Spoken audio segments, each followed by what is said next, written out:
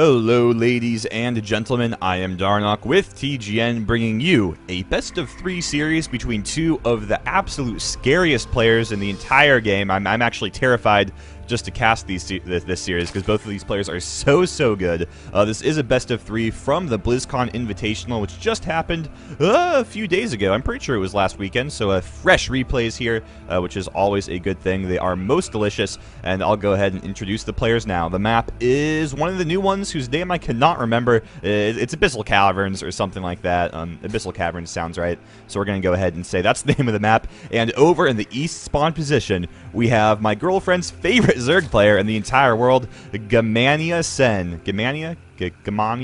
I don't know. That's his new team name. It's a Taiwanese team, so they have crazy names over there. But it is Sen, one of my favorite Zerg players as well. He's actually so terrifying. Definitely one of the scariest foreign Zergs in the entire world. His opponent, though, is going to be a very strong Protoss as well. He's in the green trunks, and he is going to be Naniwa. And I actually can't remember what team Naniwa is in right now, which is too bad. I feel like that's information I should have in my head. Unfortunately, I do not, so I know he used to be on Mouse. He might still be on Mouse Sports. I'm actually not quite sure. Regardless, Naniwa, he's a scary Protoss player, and he's going to be facing off against Sen today. Like I said, this is a best of 3 from BlizzCon. It did take place in the losers bracket. And this series does decide who goes on to go into the losers bracket finals and play against either Nestea or MVP, whoever loses in between the two of them. So whoever wins this is definitely going to have their work cut out for them. But both of these guys do certainly have the capabilities to take a game or two off those scary Korean juggernauts. So let's talk about Sen a little bit first. Like I said, he's easily one of the strongest foreign Zergs. I would say it's between him and Stefano, really, at this point. I would say they're the two strongest foreign Zergs right now. And some of you may not be too familiar with Sen. I would not be surprised if that was the case, because Sen doesn't actually play in the foreign scene all that much. Wow, lots of really good probe micro here from Naniwa, actually delaying that hatchery, but does eventually go down. Anyway, back to Sen. He doesn't play a whole lot in like big foreign tournaments all that much. Like I said, he is Taiwanese. Recently just did join a Taiwanese team, and he has just been destroying the team leagues and the Taiwanese version of what's essentially the GSL. So Sen doesn't really have all that much of a reason to go to foreign tournaments, because he is easily the best Taiwanese player, so he just makes a killing over there. But he does occasionally show his face. He reveals himself to the world, and always does very well when he does show himself to the outside world. The last big time he made an outing was, of course, for NASL, where he did place third, won $10,000, and he actually almost got into the finals. It was so close. He and MC had an absolutely incredible series. And I would actually highly recommend, if you guys have not seen that, go check that out, because it was just incredible. It was an emotional roller coaster for me, because I love Sen and was rooting for him. But it was still very good indeed. Now, Naniwa, on the other hand, whereas Sen is really good but doesn't have a whole lot of tournament results to prove it, Naniwa is freaking incredible and has all the tournament results to prove it. If you go take a look at his Wikipedia page, he actually has like a whole page of first and second placings for 2011 alone. I know he completely won an earlier MLG without dropping a single game until he got to the finals. He got second place in the TSL. He's been training in Korea, played pretty well there, took out some big names, and Naniwa is an absolutely incredible Swedish Protoss. I do believe he's from Sweden. So if there's anybody who can beat Sen, Naniwa is a pretty good bet, and that is why I'm just so excited to see how these games do play out. Now, I have been talking for like 5 minutes. Let's take a look and see what the players are actually doing. Naniwa has gone for a Forge Fast Expand, which is the most standard of standard in this build, in this matchup. It looks as if he has proxied the Pylon. However, Sen, being the ever-vigilant scouter, did spot that and is taking it out right now. And of course, it's not going to be possible for Naniwa to warp any units in, because he doesn't even have a Cybernetics core complete yet, so that Pylon is going to go down. Now, in the meantime, Sen does have his hatchery up, is just purely pumping drones at this point, and is researching that Zergling speed, and is now taking his lair. So now you folks are up to speed, and that's what is going on right now. He's also taking the rest of his gases, so it looks as if he's going to be going into some sort of very gas-intensive build. Taking a look at the harvester count, we see Sen just a little bit ahead, 35 to 32. And one thing I do want to say about Sen is, if you're a fan of Sen, you have to have a strong heart. And what I mean by that is whenever he plays, whenever there's a timing attack coming his way, whenever there's a push or a cheese coming his way, he looks like he is unprepared. He looks as if he is not going to defend it. And then somehow you see the push come, you see him do some sort of crazy micro, and somehow he's alive, and in fact he's ahead. A great example of that was a previous game of this tournament at BlizzCon that I might cast if it hasn't been casted by anybody big yet. If it has, go to sc2casts.com and watch it, because I'm sure you will want to do that. It was a great series. But he was playing another Zerg killer, and his opponent went for a 10 pool, which, as I'm sure many of you know, is a very, very aggressive opening in ZVZ. If you build your pool on 10 supply, you get Zerglings out very, very quickly. Sen went for a 15 hatch, and then an extractor, and then his pool. So there were like 6 Zerglings in Sen's base where he had a hat, and all he had was 2 hatcheries and some drones. And he killed all the Zerglings with his drones. It was the most incredible micro I've ever seen. He lost like 1 drone, I think, maybe 2, and then he went on to win the game because he's an absolutely incredible Zerg player like that. So if it does look as if Sen is about to lose, I would hesitate to call that out, because Sen is just crazy like that. And we do see something very interesting from Sen right now. He's actually going for a Spire, and someday I will locate it. Here it is, hiding behind the natural mineral line, and that's a pretty cool thing that we don't see Spires very often in ZVP.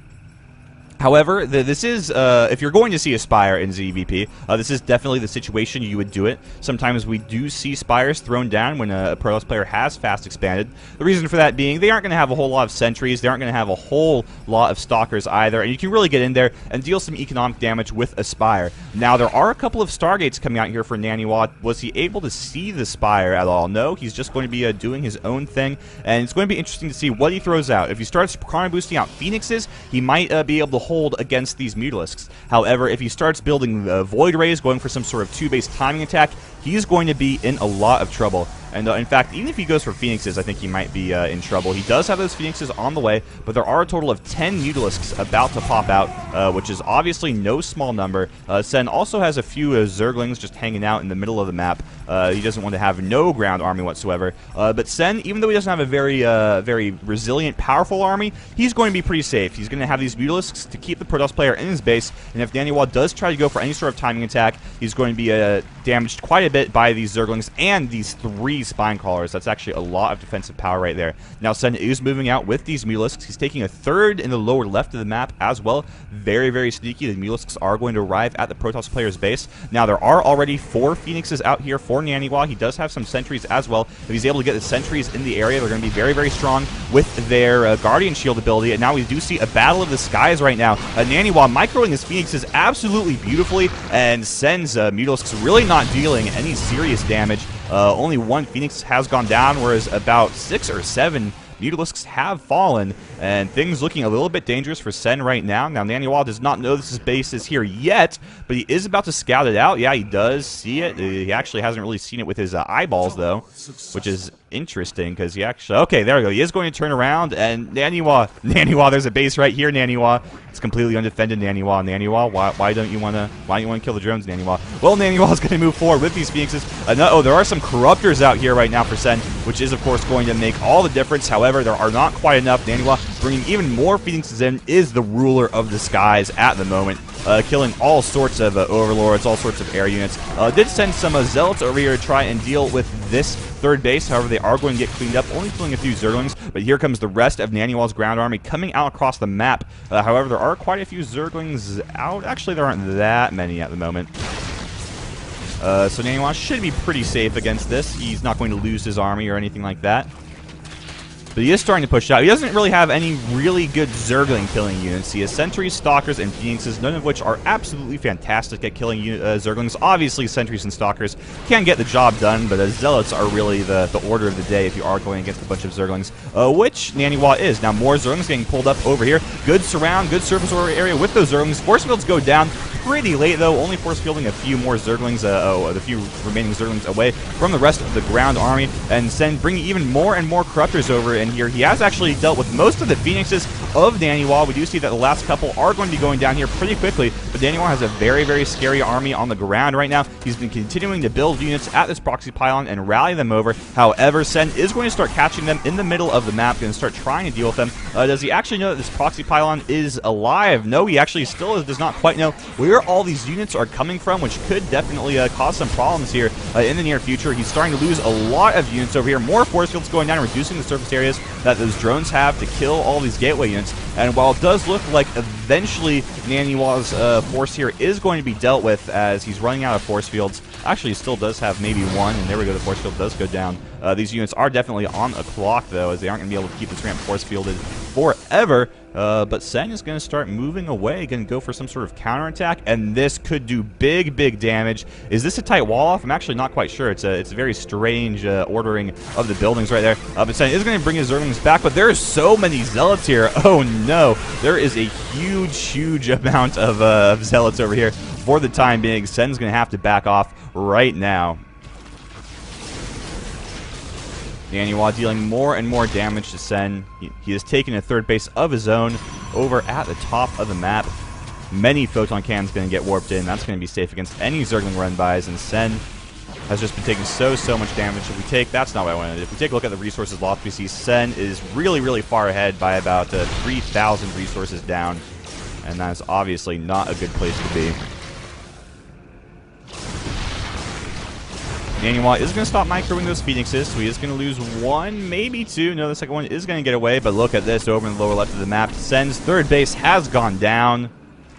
He does have a macro hatchery, so it's not completely the end of the world. He is still going to have some pretty decent production, but he's only going to be on that 2-base economy, and he is still building only Zerglings and Mutalisks. Now, I do like that composition. It can be good, but I don't feel like Sen is quite playing it how you really should. You should be doing a lot of counterattacks, a lot of pokes and prods here and there. He really hasn't been doing that. He is starting to do that now, but Naniwa is already at Sen's doorstep, so I do think that it is going to be too late. These gateway units are very scary. +2, +1 are their upgrades right now, and this macro hatch, at the very least, is certainly going to go down, and these spine crawlers are trying to hold these units off as best they can, but they are taking a lot of damage. At the same time, though, Sen has arrived at the front base of Naniwa, but if we look at Sen's units, he has some Zerglings, he has some Mutas, he has some Corruptors, and then we go take a look at Naniwa's units. We see that Naniwa's composition is much stronger, and there we go, all the spine crawlers have fallen. That macro hatch continuing to take damage, and oh no, the Zealots have made it over to the mineral line, which is never a good thing for you if you are a drone. Zealots will absolutely ruin your day.